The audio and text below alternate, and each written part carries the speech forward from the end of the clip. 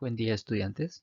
Con la profesora Ángel le damos la bienvenida a este laboratorio virtual, el cual trataremos los parásitos del filo apicomplexa, específicamente del grupo Hemosporidius. El objetivo de este laboratorio virtual es brindarle herramientas para reconocer estructuras morfológicas que permitan diferenciar los taxones de hemoparásitos del filo apicomplexa que infectan comúnmente aves y mamíferos. Antes que nada, estos parásitos pueden ser encontrados en la sangre, por lo cual necesitamos un método rápido y confiable que nos permita analizar la sangre y determinar la presencia de estos hemoparásitos. En ese sentido, la realización de extendidos sanguíneos se convierte en una necesidad. Para esto, aprenderán a realizar extendidos sanguíneos a través de este video. Para realizar extendidos sanguíneos se requiere sangre, láminas portaobjetos y pipetas o microhematocritos. Primero, marcamos claramente las láminas escribiendo el identificador de la muestra, para lo cual utilizamos lápiz, puesto que los marcadores se borran al realizar la fijación de las láminas. Con una pipeta o microhematocrito tomamos la muestra de sangre, preferiblemente fresca, y depositamos una pequeña gota sobre uno de los extremos de la lámina portaobjetos.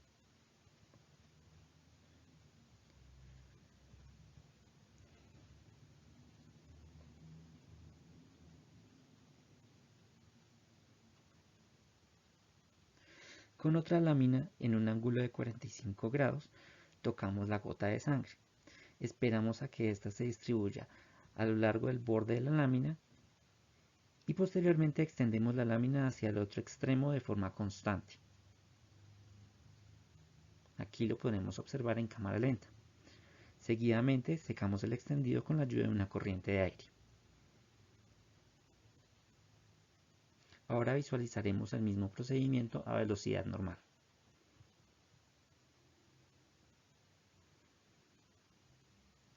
El extendido de la derecha cumple con todos los requerimientos para realizar la visualización a través del microscopio. En esta se logra reconocer las tres partes del extendido. La cabeza, que es donde pusimos la gota de sangre y tiene la mayor concentración de células sanguíneas. El cuerpo, donde las células poseen una distancia adecuada para su visualización. Y la cola, donde van a verse agrupaciones de células, muchas de ellas deformadas, por lo cual no son buenas para la visualización a través del microscopio.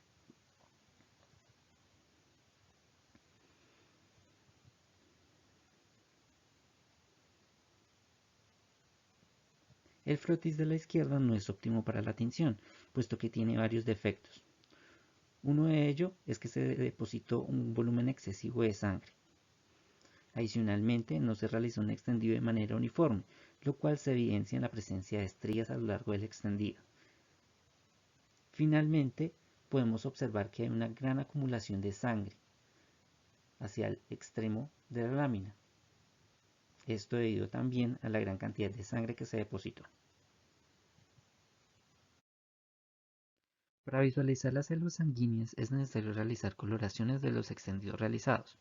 Para esto se realizan tinciones hematológicas usando colorantes policromatófilos, los cuales se componen de mezclas de compuestos básicos, como por ejemplo azul de metileno, y compuestos ácidos, como por ejemplo eosina, los cuales van a tener diferente afinidad a ciertas estructuras celulares ácidas o básicas.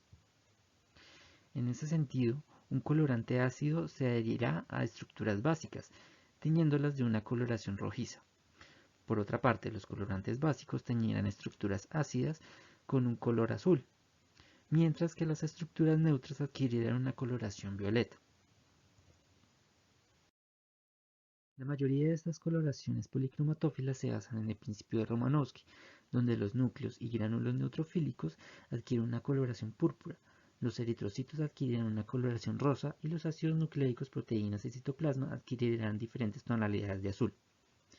Existen dos variaciones de las tinciones de tipo Romanowski, que son comúnmente usadas en los análisis hematológicos. El primero de ellos es la tinción de Wright, que se caracteriza principalmente por teñir diferentes estructuras internas de los leucocitos, como por ejemplo los gránulos, permitiendo su diferenciación, mientras que el segundo es la tinción de Giemsa, que tiñe en gran medida los ácidos nucleicos, permitiendo la identificación de microorganismos intracelulares como por ejemplo los hemoparásitos. En este video mostraremos uno de los protocolos utilizados para la tinción con Giemsa. Para esto necesitaremos diferentes implementos, como por ejemplo una cubeta, metanol, lo absoluto, colorante Giemsa, un buffer que en este caso va a ser PVS, agua destilada y una probeta. El primer paso consiste en fijar las láminas. Para esto, depositamos metanol absoluto dentro de la cubeta y sumergimos las láminas dentro de este.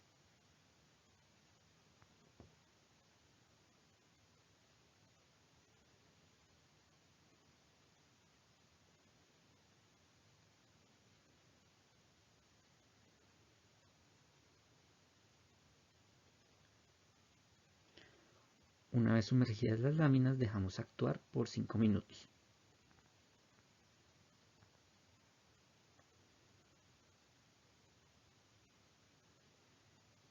Mientras tanto, prepararemos la solución de Giemsa. Para el caso específico del video, se usó un colorante Giemsa a una concentración del 10%.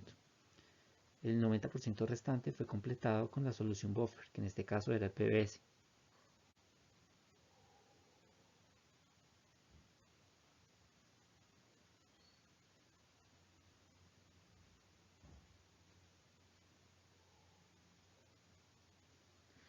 Agitamos la solución y la depositamos en un recipiente.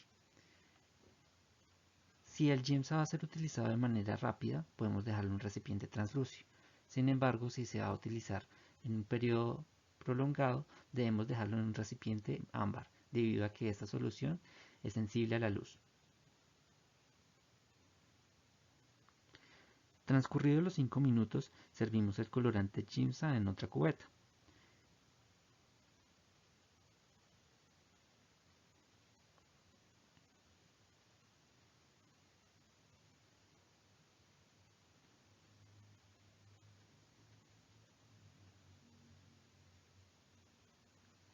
Posteriormente, sacamos las láminas de la cubeta de fijación y las dejamos secar.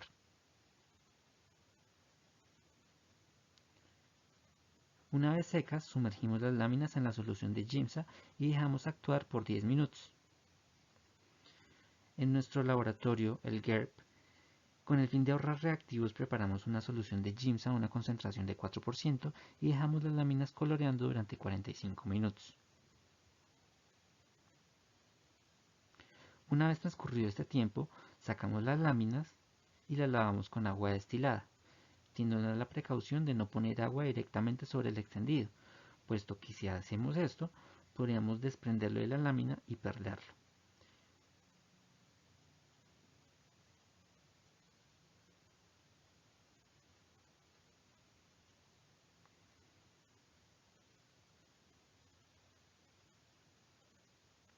Este proceso debe ser repetido por la parte posterior de la lámina. Una vez realizada esto, debemos dejar la lámina secar al aire. Una vez realizada la coloración de los extendidos sanguíneos, procederemos a realizar la búsqueda de hemoparásitos a través del microscopio de luz. Para esto, ponemos la lámina portaobjetos en el microscopio e iniciaremos con la búsqueda de los parásitos en el objetivo de 4X. Realizamos la observación y la búsqueda de parásitos extracelulares de gran tamaño, como por ejemplo microfilarias, los cuales también pueden ser visualizados en el objetivo de 10X. Posteriormente pasamos al objetivo de 40X, enfocamos y utilizando aceite de inmersión pasamos al objetivo de 100X, en donde realizaremos la búsqueda de los parásitos intracelulares. Cuando realizamos extendidos sanguíneos de los mamíferos, en este caso de los humanos, podemos encontrar estos tipos de células en la sangre periférica. Los eritrocitos o los glóbulos rojos, que son las células más abundantes en la sangre periférica y que se caracterizan por ser células pequeñas, redondas y que no presentan núcleo. Adicionalmente también podemos encontrar los leucocitos o los glóbulos blancos, los cuales se dividen en diferentes grupos, como por ejemplo basófilos, eosinófilos, neutrófilos, monocitos y linfocitos. Esto dependiendo de la presencia de gránulos citoplasmáticos, el tamaño del núcleo, la segmentación del núcleo y la relación núcleo-citoplasma. Adicionalmente también podemos encontrar plaquetas, las cuales son fragmentos de células de pequeño tamaño que se caracterizan porque tampoco poseen núcleo. Como recordarán por las clases anteriores con la profesora Angie, Plasmodium es un parásito heteroxeno, es decir, requiere de dos hospederos, uno invertebrado donde se llevará a cabo la fase sexual del parásito y un hospedero vertebrado donde se llevará a cabo la fase asexual. Nuestro interés será reconocer las formas que podemos observar en la sangre periférica de los humanos, por lo cual nos enfocaremos en esta sección del ciclo de vida del parásito. Para el caso específico de Plasmodium falciparum, podemos encontrar diferentes estadios en la sangre periférica. Podemos encontrar trofozoitos inmaduros, los cuales se caracterizan por tener una forma de anillo, en lo cual podemos ver una forma circular de tonalidad azul y una especie de bolita o puntico en uno de los extremos. Estos se encuentran o pueden encontrarse muy abundantes en los eritrocitos. Adicionalmente también podemos encontrar trofozoitos maduros, los cuales son menos comunes que los trofozoitos inmaduros y que se caracterizan por ser mucho más densos o compactos. Adicionalmente, presentan una coloración completamente azul. Otra estructura, otra fase o estadio que podemos encontrar son los esquizontes o los merontes. Como recordarán, Plasmodium es un parásito que se caracteriza por formar merontes en las células sanguíneas. Estos merontes están compuestos por merozoitos, los cuales darán origen a cada uno de los parásitos en sangre periférica. Es decir, cada uno de esos punticos que se observan en los merontes señalados por la flecha azul va a dar origen a un parásito. Adicionalmente también encontraremos los megametocitos, los cuales son de la fase sexual, del estadio sexual del parásito y pueden presentarse tanto machos como hembras. En el caso de Plasmodium vivax podemos observar los estadios similares a los observados en Plasmodium falciparum. Por ejemplo, los trofozoitos inmaduros también van a tener esta forma similar a un anillo. Por otra parte, los trofozoitos maduros se diferencian de los de Plasmodium falciparum en que estos no tienen una forma definida. Adicionalmente, pueden estar acompañados de un punteado, el cual se denomina puntos de Schaffner. Adicionalmente, los merontes también van a tener una gran cantidad de merozoitos, los cuales se van a convertir en futuros parásitos. Adicionalmente, los gametocitos también pueden estar presentes y esos pueden ser tanto machos como hembras. Ahora repasemos. Al observar en el microscopio la célula señalada en la imagen, usted consideraría que esta es.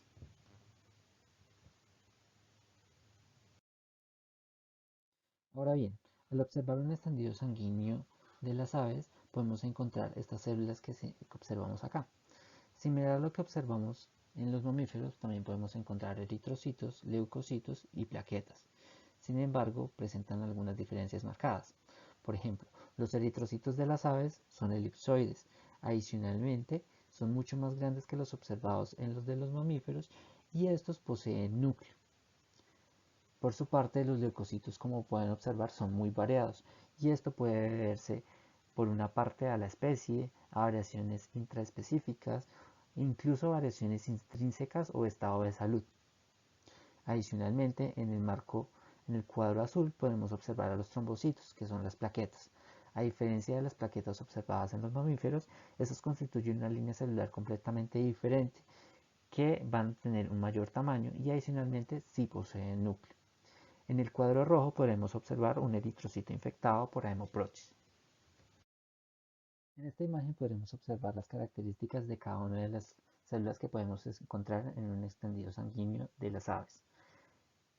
Podemos observar los eritrocitos, los policromatófilos, los cuales son eritrocitos inmaduros que se caracterizan por tener el núcleo un poco más laxo, menos condensado y adicionalmente un citoplasma un poco más morado.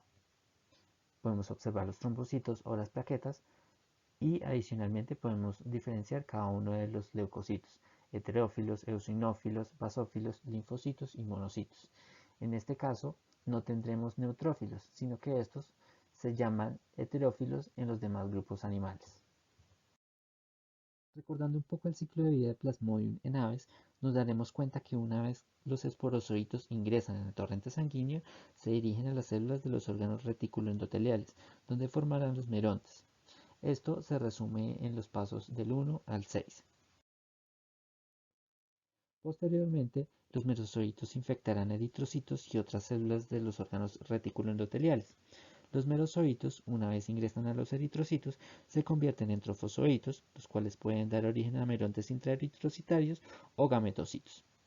En este sentido, en sangre periférica podemos encontrar esporozoitos, trofozoitos, merontes y gametocitos. A continuación, les brindaremos algunas de las características morfológicas que debemos tener en cuenta al momento de observar los estadios sanguíneos de Plasmodium en aves. El primero de ellos es el tipo de célula infectada, es decir, debemos identificar si está infectando un eritrocito, si este es maduro o inmaduro, como por ejemplo lo podemos observar en las flechas rojas, donde el eritrocito de la derecha tiene un citoplasma mucho más azulino. Esto indica que es un policromatófilo, es decir, un eritrocito inmaduro. Adicionalmente, también debemos observar y definir el borde del parásito, si este es un borde regular o un borde irregular, como por ejemplo podemos observar señalado en las flechas azules. Adicionalmente, también debemos reconocer la disposición del parásito respecto al núcleo y su cercanía, es decir, debemos indicar si el parásito se encuentra en una región polar, es decir, hacia uno de los extremos del citoplasma, si está un poco más abajo del polo, es decir, una ubicación subpolar, o si se encuentra de forma lateral al núcleo. Adicionalmente, es necesario reconocer y observar si el parásito se encuentra completamente adherido o no al núcleo, ya que esto puede ser caracteres definitivos para identificar las especies de Plasmodium. Es necesario reconocer los gránulos de mozoína. Estos gránulos de mozoína son gránulos que quedan de la digestión de la hemoglobina y se reconocen por ser gránulos redondos generalmente y son oscuros, los cuales están señalados con la flecha de cabeza roja.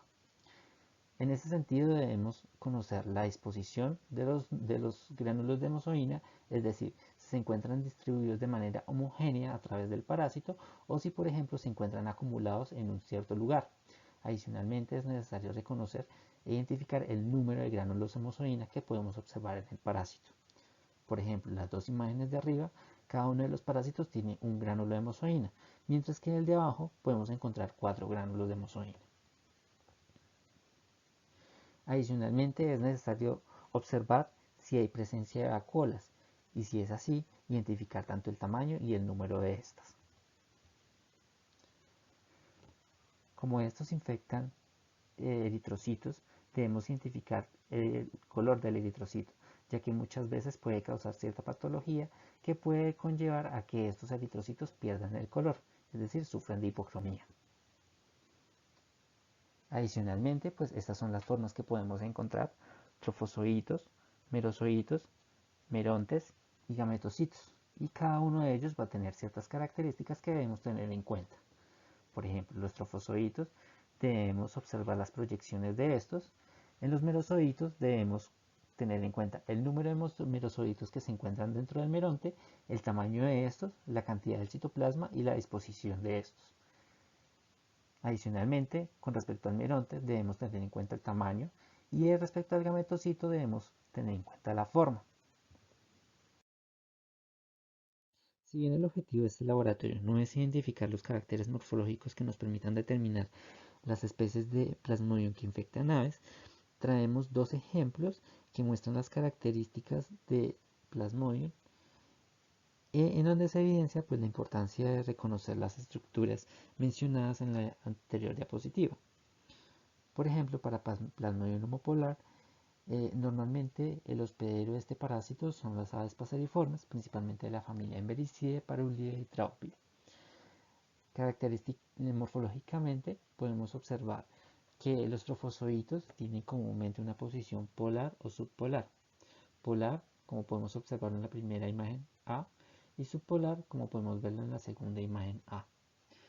Adicionalmente, tienen forma meoide con proyecciones y finalmente debemos tener en cuenta el número de gránulos de mozoína, que en este caso pueden ser de 1 a 3. En el caso de los merontes, la imagen B, podemos encontrar esos merontes en posición polar o subpolar con una cantidad de 4 a 8 merozoitos, los cuales van a tener pueden tener diferentes formas, por ejemplo ser elongados, ovales, redondeados y abanico. Finalmente, los gametocitos pueden ser elongados, generalmente el centro se adhiere al núcleo y generalmente también este parásito no desplaza al núcleo, que es otra de las características que debemos tener en cuenta, si desplaza o no al núcleo de la célula o el eritrocito. Y en este caso, por ejemplo, se encuentran normalmente los gránulos dispersos. Otro ejemplo es Plasmodium luce, el cual comúnmente infecta a las aves del orden gruiformes y paseriformes. En la imagen A podemos observar los trofozoitos, los cuales pueden encontrarse tanto en posición polar como subpolar y tener un borde irregular. Adicionalmente puede tener un grupo de gránulos de mozoína. En la imagen B podemos observar el meronte, el cual puede contener de 6 a 16 merozoitos y tener forma oval o redondeada. Adicionalmente podemos observar grupos de gránulos de mozoína, los cuales van a agruparse a medida que va creciendo el meronte. Adicionalmente desplaza el núcleo del eritrocito. En la imagen C y D podemos observar que los gametocitos, a diferencia de la especie anterior, tienen una forma redondeada o oval. Adicionalmente desplaza el núcleo del eritrocito que lo contiene y los gránulos generalmente se encuentran agrupados, no se encuentran dispersos a lo largo del parásito. La segunda especie de hemoparásito que puede infectar a las aves es Haemoproteus. Similar a Plasmodium, los esporozoitos de Haemoproteus ingresan en el torrente sanguíneo e infectan las células de los órganos del sistema reticuloendotelial, donde se forman los merontes. Los merozoitos liberados infectarán otras células del tejido reticuloendotelial y eritrocitos. Sin embargo, a diferencia de Plasmodium, estos solo darán origen a gametocitos, por lo cual no se visualizarán merontes en sangre periférica. Este es un carácter diferencial entre Haemoproteus y Plasmodium. A continuación les mostraremos algunas de las características morfométricas que se deben tener en cuenta al momento de observar los estadios sanguíneos de Haemoproteus en la sangre de aves. Lo primero es determinar el borde del parásito, es decir, si el borde es regular o irregular. Regular, como por ejemplo lo podemos observar en la flecha roja, e irregular, como por ejemplo lo podemos observar en la flecha naranja. Adicionalmente debemos definir la forma del parásito, si esta es alargada, redonda y el tamaño de los mismos. Adicionalmente es necesario tener en cuenta que la mayoría de las formas que observamos en Haemoproteus son alargadas y en este caso, si es este caso, es determinar si llena los polos, es decir, si abraza el núcleo. Al igual que con Plasmodium es necesario definir la disposición del parásito con respecto al núcleo y su cercanía, es decir, si se adhiere o no al núcleo y si se encuentra en una posición lateral, polar o subpolar. Al igual que con Plasmodium debemos definir de los gránulos de mozoína la cantidad de gránulos, la disposición de estos, si se encuentran de manera uniforme o si se encuentran agrupados, y la forma de estos. Adicionalmente debemos identificar la presencia de vacuolas, el tamaño y el número de estas. Por ejemplo, lo que podemos observar en la flecha verde es una vacuola de gran tamaño en una posición del extremo del parásito. Y adicionalmente tenemos que tener en cuenta otros factores, como por ejemplo alguna especie de protuberancia que comúnmente se le llama dip o barriga, y si presenta una enucleación del hospedero, es decir, si mueve o expulsa el núcleo del eritrocito. Adicionalmente debemos tener en cuenta que podemos encontrar gametocitos jóvenes, macrogametocitos y microgametocitos. Macrogametocitos sería el gametocito hembra y microgametocito sería el gametocito macho. A continuación mostraremos dos ejemplos de Haemoproteus, los cuales van a cumplir con las características que les mencioné previamente. En este caso, Haemoproteus macrovaculatus se encuentra infectando normalmente a las aves del orden Anseriformes, es decir, a los patos.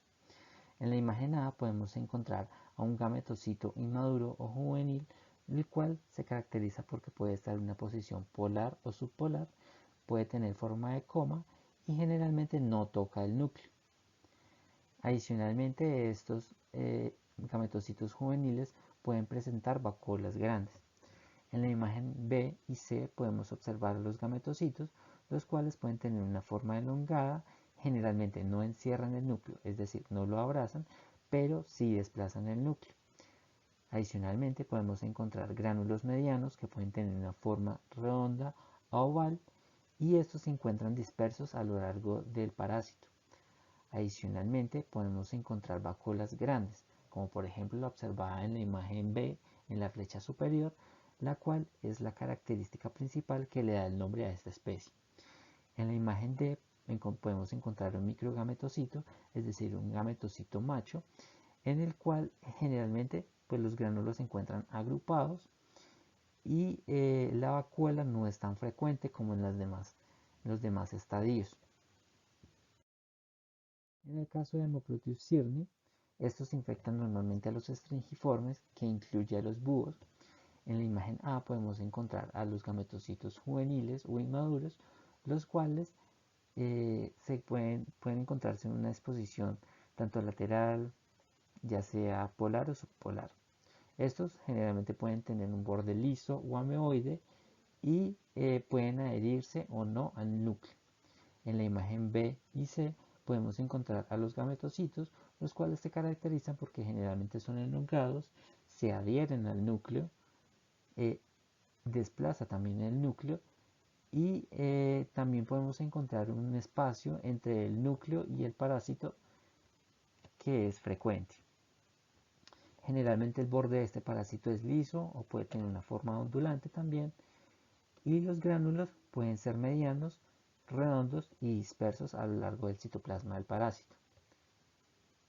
En la imagen E podemos observar el microgametocito, el cual generalmente no toca el núcleo. Leucocitos son la tercera especie de Hemosporidios que puede infectar a las aves. Similar al observado en Plasmodium y en Haemoproteus, los esporozoitos, una vez ingresan al torrente sanguíneo, van a dirigirse a los órganos reticuloendoteliales y allí se van a formar los merontes. Los merozoitos liberados van a salir al torrente sanguíneo e infectar las células sanguíneas. Sin embargo, aquí encontramos dos diferencias grandes con Plasmodium y con Haemoproteus. La primera de ellas es que este parásito no posee los gránulos de mozoína que sí poseen las dos especies nombradas anteriormente y adicionalmente este parásito puede infectar tanto a eritrocitos como a leucocitos. Y la variación morfológica que va a causar en estas células va a ser diferente dependiendo de la célula que infecte. Por ejemplo, en el recuadro azul podemos observar lo que sucede cuando infecta un eritrocito. Generalmente el parásito es de forma redondeada, podemos observar el núcleo, el cual está señalado con la cabeza de flecha negra, y adicionalmente el núcleo de la célula que lo contiene es aquel que está señalado por el asterisco. En este caso, el núcleo va a tener una forma de media luna y no va a abrazar la totalidad de la superficie del parásito. Sin embargo, cuando infecta leucocitos podemos ver una diferencia morfológica marcada en comparación con aquellas formas que infectan los eritrocitos. En este caso, por ejemplo, el núcleo de la célula del leucocito generalmente va a abrazar o abarcar una gran parte de la superficie del parásito. En algunos casos, el núcleo con el citoplasma forma una especie de alas que muchas veces es característico de algunas especies. En este caso, el núcleo del parásito podemos observarlo dentro de la imagen que se encuentra en el recuadro azul, en la cabeza de flecha blanca. Ahora les mostraremos algunas de las características morfológicas que son necesarias tener en cuenta al momento de observar estadios sanguíneos y leucocitos en aves. Generalmente debemos observar la forma de la célula hospedadora. Como les mencioné previamente, esta puede variar dependiendo de si infecta eritrocitos o leucocitos. Adicionalmente debemos observar la forma del núcleo de la célula hospedera, es decir, si tiene una forma de media luna, generalmente podríamos decir que está infectando a eritrocitos, como podemos verlo en la imagen del medio. donde el asterisco representa el, el núcleo de la célula hospedadora. Por ejemplo, si el núcleo va más allá de media luna y abarca o abraza gran parte del parásito, ya podemos decir que se trata de un leucocito, probablemente. Adicionalmente, debemos observar la presencia de gránulos de evolutina. Los gránulos de evolutina son gránulos de polifosfatos que se forman al interior de leucocitosón. A diferencia de Plasmodium y Hemoproteus, como ya lo mencioné previamente, aquí no encontramos los gránulos de mozoína, lo cual es un carácter diferencial con estas dos especies. Adicionalmente, debemos identificar la presencia de vacuolas y el número de estas. También debemos tener en cuenta la proporción del perímetro del parásito que cubre el núcleo de la célula hospedera, como ya lo mencioné previamente, si ésta se encuentra en forma de media luna o si abarca una mayor proporción de la superficie del parásito. Adicionalmente, también tenemos que tener en cuenta la proporción del núcleo de la célula hospedera que entra en los procesos citoplasmáticos. Ahora mostraremos dos ejemplos de especies de leucocitosón que infectan aves. El primero de ellos es Leucocitosón gralaria, la cual generalmente tiene como hospedero a los paseriformes. En este caso, por ejemplo, la célula hospedera tiene una forma fusiforme y procesos cortos. Adicionalmente, el núcleo de la célula hospedera forma una banda o una especie de media luna alrededor del parásito y generalmente se extiende hasta la mitad del perímetro de este y no entra en los procesos. La segunda especie es Leucocitosón neotropicalis, la cual también comúnmente infecta a los paseriformes. La célula hospedera generalmente tiene una forma fusiforme y procesos largos. Esos procesos son los que pueden observar a los extremos del parásito, que son como unas especies de alas o protuberancias. El núcleo de la célula hospedera generalmente tiene una forma de banda o media luna y se extiende menos de la mitad del perímetro del parásito. Adicionalmente, el núcleo no entra en los procesos. En algunas otras especies, el núcleo puede ir más allá de la mitad y puede ingresar en esos procesos. Eso es un carácter morfológico que puede diferenciar algunas especies de leucocitosón. Ahora bien, a continuación vendrán una serie de preguntas que requerimos, por favor, contesten de manera sincera, acorde a lo que aprendieron en este laboratorio virtual.